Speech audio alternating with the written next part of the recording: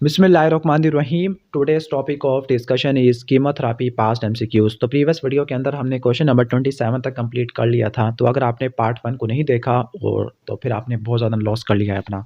तो उस पार्ट 1 को देख लेना, तभी आपको ये सही तरह पार्ट समझ आएगा। तो क्वेश्चन नंबर 28 से स्टार्ट करते हैं। साइटोमेगालो वायरस के लिए ड्रग और चॉइस जेंसिक्लोविर होती है, जबकि हर्पीज सिम्प्लेक्स वायरस के लिए चाहे वो टाइप 1 है चाहे टाइप 2 है, और वेरिसिला जोस्टर वायरस के लिए एसाइक्लोविर होती है, जबकि जेंसिक्लोविर और वेलजेंसिक्लोविर आपने साइटोमेगालो वायरस के जो रेटिनाइटिस होता है, कोरियो रेटिनाइटिस होता है, उसको ट्रीट करने के लिए देते हो। इसके अलावा कुछ अल्टरनेटिव ड्रग भी होती है, लाइक साइटोमेगालो वायरस के लिए सिडोफोविर और फोस्कारनेट है। जो सिडोफोविर और फोस्कारनेट है, ये वेरिसिला जोस्टर वायरस और हर्पीज सिम्प्लेक्स वायरस के अंदर भी आ जाएगी। बस आपने ये ख्याल रखना है कि साइटोमेगालो वायरस के अंदर आपने फोमिविरसिन ऐड कर देना, जबकि हर्पीज सिम्प्लेक्स के अंदर आप विडारेबिन ऐड कर देना। नेक्स्ट क्वेश्चन की तरफ चलते हैं।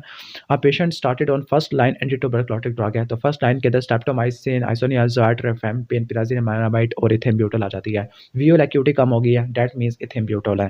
नेक्स्ट क्वेश्चन की तरफ चलते हैं कि उसके लिए मैलिग्नेंसी के लिए ड्रग ले रहा था, कार्डियोमायोपैथी है। तो कार्डियोमायोपैथी आपको बता चुका था किसकी वजह से होती है, डॉक्सोरोबाइसिन की वजह से होती है। बिलियोमाइसिन की वजह से पल्मोनरी फिब्रोसिस हो सकता है। साइक्लोस्पोरिन की वजह से इतना खास वगैरह होता नहीं है। एलोपीक या bone marrow suppression, GIT distress हो सकता है। मिथोट्रिक्सेट की वजह से फोलेट की डेफिशिएंसी हो जाएगी, और एक मरतबा फोलेट की डेफिशिएंसी होगी तो मेगालोब्लास्टिक एनीमिया हो जाएगा। इस मेगालोब्लास्टिक एनीमिया को ट्रीट करने के लिए आप ल्यूकोवरीन रेस्क्यू थेरेपी करती है। एग्जाम में कभी-कभार पूछा जाता है कि मिथोट्रिक्सेट की क्या क्लिनिकल एप्लीकेशन होती है। तो मिथोट्रिक्सेट की क्लिनिकल एप्लीकेशन ये है कि सीएनएस ट्यूमर के लिए इस्तेमाल होती है, हेड एंड नेक ट्यूमर के लिए इस्तेमाल होती है, ल्यूकेमिया है, कोरियोकार्सिनोमा है, नॉन हॉजकिन लिम्फोमा होता है, ब्रेस्ट कैंसर है, हेड एंड नेक कैंसर है, ब्लैडर कैंसर के लिए ट्रीट होती है। इसके अलावा मिथोट्रिक्सेट रूमेटॉइड आर्थराइटिस के लिए, सोरियोसिस के लिए और एक्टोपिक प्रेगनेंसी को ट्रीट करने के लिए इस्तेमाल होती है। जो मिथोट्रिक्सेट है, डाईहाइड्रोफोलेट रिडक्टेस एंजाइम को इनहिबिट कर देती है, जबकि 6 मार्केप्टोप्यूरिन और 6 थायोग्वानिन ये एक्टिवेट तो हो जाती है हाइपोजेंथिन ग्वानिन फॉस्फोराइबोसाइल ट्रांसफेरेज से, लेकिन ये प्यूरिन मेटाबॉलिज्म के एंजाइम को ब्लॉक करना शुरू कर देती है। 5 फ्लोरा यूरेसिल ये थाइमेटिलेट सिंथेज को इनहिबिट कर देती है। थाइमीन लेस डेथ करवा देती है। सिटाराबिन ये इनहिबिट कर देती है, किसको इनहिबिट करती है, डीएनए पॉलीमरेज को, जबकि जेमसिटाबिन ये राइबोन्यूक्लियोटाइड रिडक्टेज को इनहिबिट कर देती है। नेक्स्ट क्वेश्चन की तरफ चलते हैं। 45 year old man with a history of gout है, तो गाउट है और ट्यूबरक्लोसिस है, तो रट्टा मार लो गाउट और ट्यूबरक्लोसिस के अंदर जो पिराजिनामाइड है। वैसे थेम्ब्यूटोल की वजह से भी हाइपरयूरेसीमिया होता है, लेकिन हाइपरयूरेसीमिया ज़्यादा नहीं होता एज कम्पेयर टू पिराजिनामाइड। ओके, अब हाइपरयूरेसीमिया या गाउट की बात हो ही रही है, तो आपको पता होना चाहिए कि गाउट को ट्रीट करने के लिए कौन कौन से हम ड्रग यूज़ कर सकते हैं। तो जो गाउट होता है, एक्यूट गाउट होता है और क्रॉनिक गाउट होता है। ओके, तो जो ड्रग होती है एक्यूट और क्रॉनिक के अंदर जो सिमिलर है, कॉमन होती है। अच्छा, तो वो कौन सी ड्रग होती है जो एक्यूट और क्रॉनिक के अंदर होती है, तो वो एंटी इन्फ्लेमेटरी ड्रग्स होती है। ओके, ठीक हो गया। अब जो एक्यूट गाउट है इसमें मेनली एनसैड और ग्लूकोकॉर्टिकॉइड है, जबकि क्रॉनिक के अंदर कोल्चिसिन आ जाएगा, ज़ैंथीन ऑक्सीडेज है, यूरिक है। ओके, ठीक हो गया।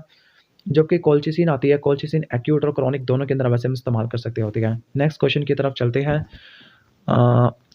अ 30 year old man who are suffering from AIDS है, एड्स से सफ़र है, निमोनिया हो गया, निमोसिस्टिस ज्यूरोविकाई के लिए, तो निमोसिस्टिस ज्यूरोविकाई के लिए कोट्रिमॉक्सासोल सबसे बेस्ट होती है। जो कोट्रिमॉक्सासोल है, जिसको हम बोल सकते हैं ट्राइमेथोप्रिम सल्फामिथोक्सासोल, तो जो ट्राइमेथोप्रिम सल्फामिथोक्सासोल होती है, इसकी क्या क्लिनिकल यूजेस होती है, नोकार्डिया के लिए भी ये ड्रग और चॉइस के तौर पर इस्तेमाल होती है। इसके अलावा ये निमोसिस्टिस ज्यूरोविकाई वगैरह के लिए भी इस्तेमाल होती है ड्रग और चॉइस के तौर पर। और इसके अलावा किन किन के लिए इस्तेमाल होती है, तो ये इस्तेमाल हो सकती है कि अगर यूरिनरी ट्रैक इन्फेक्शन है उसके लिए इस्तेमाल हो सकती है। रिस्पिरेटरी एयर साइनस का इन्फेक्शन है, यानी अपर रिस्पिरेटरी ट्रैक इन्फेक्शन है, इसके अंदर हीमोफिलस इन्फ्लुएंजा और मोरेक्सिला कैटारालिस आ जाएगा।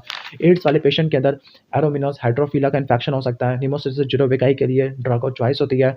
इसके अलावा ये निमोसिस्टिस भी हो गया है, और टाइफाइड फीवर के लिए बैकअप ड्रग है, कॉलेरा के लिए भी बैकअप ड्रग है, नोकार्डियोसिस के लिए ड्रग और चॉइस होती है। यानी ग्राम नेगेटिव डॉट एंटेरिक वाले हैं उनके लिए ये बैकअप ड्रग होती है। लाइक साल्मोनेला टाइफी के बाद शिगेला आता है, फिर इसके बाद विब्रियो कॉलेरा आता है, इनके लिए ये बैकअप ड्रग होती है। लेकिन ये ग्राम पॉजिटिव के लिए भी इस्तेमाल हो सकती है, लाइक मर्सा है और लिस्टीरिया मोनोसाइटोजिन होता है। नेक्स्ट क्वेश्चन की तरफ चलते हैं। तो नेक्स्ट क्वेश्चन है कि पाइलोनेफ्राइटिस हो गया, severe upper respiratory tract infection है बैक्टीरियल पैथोजन की वजह से, तो कौन सी जो एंटीबायोटिक होती है प्रेग्नेंट वुमेन के अंदर कहने का मतलब सेफ होती है। तो प्रेग्नेंट वुमेन के अंदर पहली बात की है, आप फ्लोरोक्विनिलोन को यूज़ नहीं करोगे। अब सवाल ये आता है कि फ्लोरोक्विनिलोन को क्यों नहीं यूज़ करते? क्योंकि फ्लोरोक्विनिलोन क्या करवाती है, ये कार्टिलेज जो ग्रो कर रहे होते हैं उनको डैमेज कर देती है, आर्थ्रोपैथी करवा देती है। इसके अलावा फ्लोरोक्विनिलोन फोटोटॉक्सिसिटी करवा देती है, लीवर फंक्शन टेस्ट है, न्यूरोटॉक्सिसिटी है, टेंडिनाइटिस है, टेंडन का रैप्चर होता है, अपॉर्चुनिस्टिक इन्फेक्शन, कैंडिडा का, स्ट्रेप्टोकोकस का, उनको भी बढ़ा देती है, थियोफाइलिन के लेवल को बढ़ा देती है। खास तौर पे जो जाइमिफ्लॉक्सासिन है, लेवो और मॉक्सिफ्लॉक्सासिन है, क्यूटीसी को बढ़ा देती होती है। तो कौन सी एंटीबायोटिक जिसको सेफली यूज़ करना चाहिए? ओके, तो ट्राइमेथोपिसिन है, ये तो पता नहीं कौन सी एंटीबायोटिक लिखी हुई है। स्ट्रेप्टोमाइसिन है, अमाइनो ग्लाइकोसाइड कॉन्ट्राइंडिकेटेड होती है, टेट्रासाइक्लिन भी कॉन्ट्राइंडिकेटेड है, लेकिन जो मैक्रोलाइड्स होती है वो कॉन्ट्राइंडिकेटेड नहीं होती। तो मैक्रोलाइड के अंदर यहाँ पे उन्होंने एग्जाम्पल में लिखा हुआ है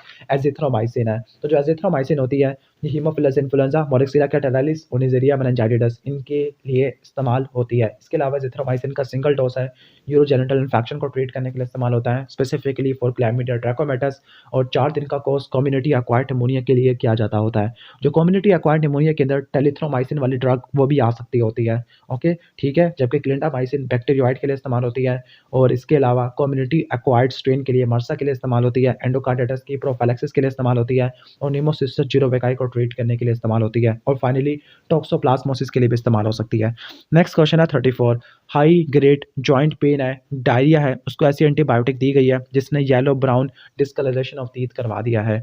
ओके, तो ये वाला एमसीक्यू ये पहले भी आ चुका है, रिपीट हो रहा है। तो जो येलो ब्राउन डिस्कलरेशन होती है टीथ की, तो वो टेट्रासाइक्लिन की वजह से होती है, और टेट्रासाइक्लिन की वजह से क्लोस्ट्रीडियम डिफिसिल का सुपर इन्फेक्शन हो सकता है, स्टाफिलोकोकस ऑरियस एंटीरोकोलाइटिस हो सकता है, टूथ एनिमल डिस्प्लेजिया हो सकता है, बोन ग्रोथ में रेगुलरिटीज हो सकती है, हेपेटिक टॉक्सिटी हो सकती है, हेपेटिक नेक्रोसिस हो सकता है, रीनल ट्यूबुलर एसिडोसिस हो सकती है, फैनकोनी सिंड्रोम है, फोटोटॉक्सिटी है, और वेस्टिबुलर टॉक्सिटी है।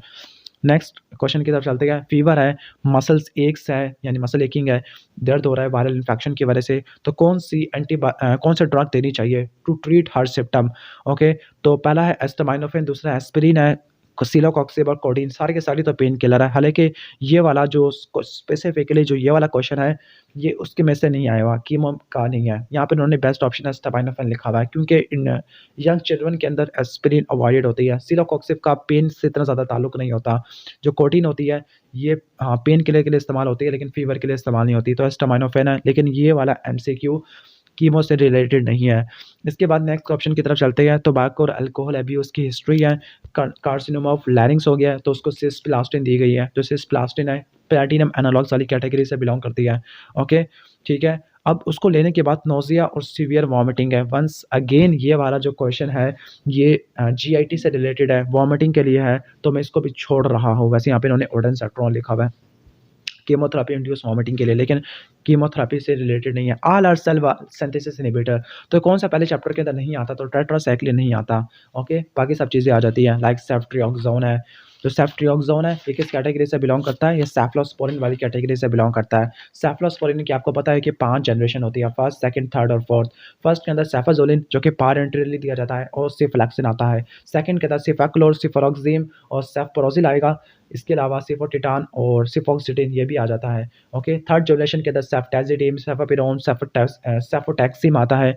और आपने खास तौर पर ये याद रखना है कि जो सेफोपेराजोन होती है और सेफ्टाजिडिम होती है, ये दोनों इस्तेमाल होती है सूडोमोनास के लिए, जबकि बैक्टीरियोइड फ्रेजिलस के लिए सेफ्टिजॉक्सिम होती है, जबकि सेफ्ट्रियाक्सोन और सेफेक्सिम ये इस्तेमाल होती है for the treatment of gonorrhoea, जबकि गोनोरिया के लिए एजिथ्रोमाइसिन भी यूज़ कर सकती है, और गोनोरिया के लिए स्पेक्टिनोमाइसिन भी यूज़ कर सकते हैं। ओटाइटिस मीडिया के अंदर 10 दिन का कोर्स होता है सेफ्ट्रियाक्सोन का अमोक्सिलिन के साथ। इसके अलावा जो सेफ्ट्रियाक्सोन है वैनकोमाइसिन के साथ मिला के दे सकते हैं for the treatment of penicillin resistant pneumococci. इतनी सारी चीज़ें बता दी है, उम्मीद है कि आपकी रिवीजन होगी। नेक्स्ट क्वेश्चन की तरफ चलते हैं। Which of the following antituberculotic drug is considered as sterilising antituberculotic drug है? तो जो स्टीरलाइजिंग होती है, स्टीरलाइज करने के लिए, वो होती है रिफेम्पिन। अब ये बुक की लाइन होती है, बिग कैटसन की लाइन है। ओके, तो जो रिफेम्पिन है वो स्टीरलाइजिंग एजेंट है। जो रिफेम्पिन होती है ये रिफामाइसिन का डेरिवेटिव है, बैक्टीरियासिडल एजेंट है, डीएनए डिपेंडेंट आरएनए पॉलीमरेज को ब्लॉक कर देती है, स्पेसिफिकली जो आरपीओ जीन से इनकोड होता है। ओके, ठीक है। इसकी फार्माकोकाइनेटिक की बात करते हैं तो ओरली देती है, वेल डिस्ट्रीब्यूशन होती है, एंटीरोहेपेटिक साइक्लिंग है, लीवर के अंदर मेटाबोलाइज होती है, और इसके मेटाबोलाइट होती है वो ऑरेंज कलर होती है। फीसिस के अंदर मेनली एलिमिनेट होती है, यूरिन के अंदर एलिमिनेट नहीं होती। ट्यूबरक्लोसिस इन्फेक्शन के लिए देते हैं, लेकिन अगर किसी को लेटेंट टीबी है या किसी एक्टिव पेशेंट के साथ क्लोज कॉन्टैक्ट में था, तब हम इसको अकेले यूज़ कर सकते होती है। लेप्रोसी के अंदर हम रिफेम्पिन को देते हैं। लेप्रोसी के अंदर हम क्लोफेज़ामिन भी यूज़ करते हैं, डेप्सोन वगैरह भी यूज़ कर सकते हैं और एकिडेप्सोन भी यूज़ कर सकते हैं। रिफेम्पिन को वैनकामाइसिन के साथ मिला के देते हैं फॉर द ट्रीटमेंट ऑफ मर्सा और पीआरएसपी। इसके अलावा रिफेम्पिन के दूसरे यूजेस होते हैं, वो मेनिंजोकोकल और स्टाफिलोकोकल कैरियर स्टेट के लिए होते हैं। नेक्स्ट क्वेश्चन की तरफ चलते हैं। कहाँ पे चले गए हम? Okay, which of the following drug in order to exerts its effect has to be split up. किसको पहले टूटना पड़ेगा तब वो अपने इफेक्ट करेगी? तो डिलॉक्सानाइड फ्यूरेट है, ठीक है, बुक की लाइन है। डिलॉक्सानाइड फ्यूरेट होती है, जब ये दो मेटाबोलाइट में टूटेगी तब ये सही तरह काम करती है। अच्छा, जो डिलॉक्सानाइड फ्यूरेट है ये किस कैटेगरी से बिलोंग करती है? ये उमैबियासिस वाली कैटेगरी से बिलोंग करती है। ये टिश्यू किससे बिलोंग करती है? ये टिश्यू उमैबिसाइड नहीं है बल्कि लुमिनल है। टिश्यू उमैबिसाइड के अंदर CEMT मेट्रोनिडाज़ोल, टिनाडाज़ोल, क्लोरोक्विन और एमेटिन आ जाएगा, जो कि बोवल वाल के ऊपर और लीवर दोनों पे जाके काम करती है। लुमिनल के अंदर डिप आता है मिमोनिक। डिलॉक्सानाइड फ्यूरेट, हाइड्रोक्विनोल और पैरामोमाइसिन होती है। एसिम्प्टोमेटिक डिजीज़ के लिए डिलॉक्सानाइड फ्यूरेट होती है, जबकि माइल्ड टू सीवियर डिजीज़ के लिए मेट्रोनिडाज़ोल और टिनाडाज़ोल और इसको लुमिनल एजेंट के साथ मिला के देते होते हैं। ओके, तो जो डिलॉक्सानाइड फ्यूरेट होती है ये दो में टूट जाती है। ओके, गट के अंदर एक एंजाइम होता है जिसका नाम है डिलॉक्सानाइड गट के अंदर बहुत सारे एंजाइम होते हैं जो उसको डिलॉक्सानाइड फ्री बेस के अंदर कन्वर्ट करा देती है। इसके अलावा एक और ड्रग भी होती है जो दो में टूट जाती होती है और वो GIT डिसऑर्डर को ट्रीट करने के लिए इस्तेमाल करते हैं। जब आप इन्फ्लेमेटरी बाउल डिजीज़ पढ़ेंगे ना तो वहाँ पे वो ड्रग का नाम होगा। उसका ड्रग का नाम है सल्फासलाज़िन है। सल्फासलाज़िन के अंदर 5 अमीनो सैलिसिलिक एसिड होता है और सल्फापेराडीन होता है। वैसे ये सल्फासलाज़िन सल्फोनामाइड वाले के अंदर भी था। नेक्स्ट क्वेश्चन की तरफ चलते हैं। Which of the following drug is anti viral और एंटी पार्किंसन? तो वाइमेंटाडीन होती है, ये आपने पार्किंसन के अंदर पढ़ा होगा। नेक्स्ट क्वेश्चन की तरफ चलते हैं। Which of the patient present to the physician with a deep mycosis है, ही वाज हॉस्पिटलाइज है।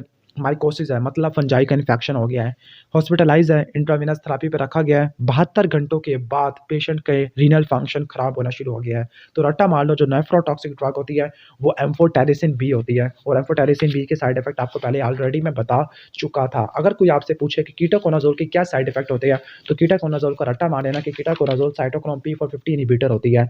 अगर ये लीवर के अंदर इनहिबिट करेगी तो ड्रग इंटरेक्शन हो सकता है, हाफ लाइफ बढ़ सकती है ड्रग्स की।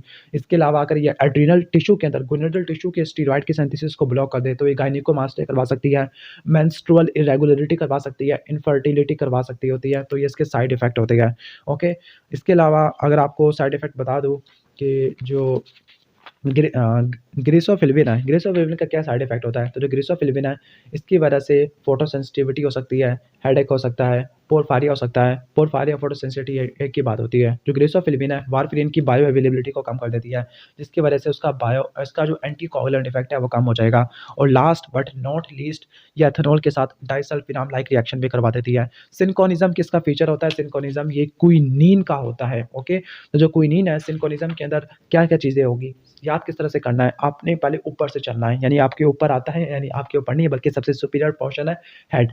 तो हेडेक होगा, फिर आपने स्पेशल सेंस की तरफ आना है यानी आइज़ की तरफ। तो आइज़ के ऊपर ब्लड विजन है, थोड़ा पीछे की तरफ आना है तो कान आते हैं। तो कान के ऊपर वर्टिगो टिनाइटस है और थोड़ा नीचे की तरफ आना है तो GIT आती है, GIT डिस्ट्रेस है। इन सबको मिला दो तो सिंकोनिज्म बन जाएगा। ओके, ठीक हो गया। अब यहाँ पर एक और ड्रग का नाम भी बताया हुआ है, वह है मैफ्लोक्विन होती है। तो जो मैफ्लोक्विन है, मैफ्लोक्विन किस कंडीशन के लिए अप्लाई होती है? तो जो मैफ्लोक्विन है ये 4-क्विनोलोन डेरिवेटिव होती है, इसको ओरली अप्लाई करते होती है, इसकी वेरिएबल अब्जॉर्प्शन है। तो ये फर्स्ट लाइन ड्रग होती है, प्रोफाइलैक्सिस के लिए इस्तेमाल होती है उन एरिया के अंदर जहाँ पे क्लोरोक्विन की रेजिस्टेंस होती है। इसके अलावा आप क्विनीन को रिप्लेस कर सकते हो अल्टरनेटिव ड्रग के तौर पर। और क्विनीन और मैफ्लोक्विन इन दोनों को आप मिला के नहीं दे सकते क्योंकि इनकी साइड इफेक्ट, इनकी टॉक्सिसिटी ऑलमोस्ट सिमिलर है, लाइक स्किन रैशेस, हेडेक, सिंकोनिज्म वगैरह ये सब चीज़ें हो सकती है। ओके, ठीक हो गया। इसके बाद हम नेक्स्ट क्वेश्चन की तरफ चलते हैं। Which one of the following is a tissue schizonticide है? तो जो टिश्यू सिजेंटोसाइड होती है और गैमेटोसाइड होती है वो कौन सी ड्रग होती है? प्राइमाक्विन होती है। गैमेटोसाइड भी है और इसके साथ टिश्यू सिजेंटोसाइड भी है। जबकि स्पोरेंटोसाइड के अंदर 2 P आते हैं, पैरामेथामिन और प्रोग्वानिल है। जबकि टिश्यू सिजेंटोसाइड के अंदर प्राइमाक्विन आते हैं, जबकि ब्लड के अंदर CAQ कैक आता है, केक आ जाएगा, केक। क्लोरोक्विन, आर्टिमेसिनिन और क्विनिन आ जाएगा। ओके, ठीक हो गया। और आपको ट्रैवलर मलेरिया के लिए बता चुका था ड्रग, पहले क्लोरोक्विन है, फिर इसके बाद आपने मैफ्लोक्विन की तरफ जाना है। अगर मल्टी ड्रग रेजिस्टेंस है तब आपने डॉक्सीसाइक्लिन या मेलानोन इस्तेमाल करना है। यानी किस तरह से रट्टा मारना है, DM करना, डॉक्सीसाइक्लिन और मेलानोन। मेलानोन के अंदर एटावाक्विन और प्रोग्वानिल आ जाएगा। ओके, ठीक हो गया। इसके बाद हम नेक्स्ट बल्कि लास्ट एमसीक्यू होगा इस वीडियो का, क्योंकि 15 मिनट की वीडियो हो चुकी है। एंटोमाइबा हिस्टोलिटिका ये पिन वॉर्म होता है, नीमाटोड होता है। नीमाटोड के लिए ड्रग कौन-कौन सी थी? एल्बेंडाज़ोल थी, मेबेंडाज़ोल होती है, पेरेंटल पॉम वेट होती है। तो ये ड्रग थी किसके लिए?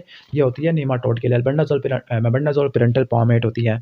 तो यहाँ पर जो बेस्ट ऑप्शन होगा इसके लिए एंट्रोबिस सल्म्युकुलरिस के लिए वो मेबेंडाज़ोल और पेरेंटल पॉम वेट होती है। ओके, ठीक हो गया। कहाँ गया एमसीक्यू? मेरा भी नज़रें ख़राब हो चुकी है। यहाँ पे एमसीक्यू एंटोमाइबा हिस्टोलिटिका मैं समझा एंट्रोबिस वर्मिकुलरिस है। तो एंट्रोबिस वर्मिकुलरिस के लिए तो मेबेंडाज़ोल और पेरेंटल पामेट होती है, लेकिन ये एंटोमाइबा हिस्टोलिटिका का सिनेरियो है, तो एंटोमाइबा हिस्टोलिटिका के लिए बेस्ट ड्रग होती है मेट्रोनिडाज़ोल। लेकिन मेट्रोनिडाज़ोल अवेलेबल नहीं होगी, तब आपने टीनाडाज़ोल की तरफ जाना होता है। अगर आपको वीडियो अच्छी लगी है, तो वीडियो को ज़रूर लाइक कर देना, चैनल पे नए हो तो सब्सक्राइब कर देना। मिलते हैं नेक्स्ट वीडियो के अंदर, तब तक के लिए अल्लाह हाफ़िज़।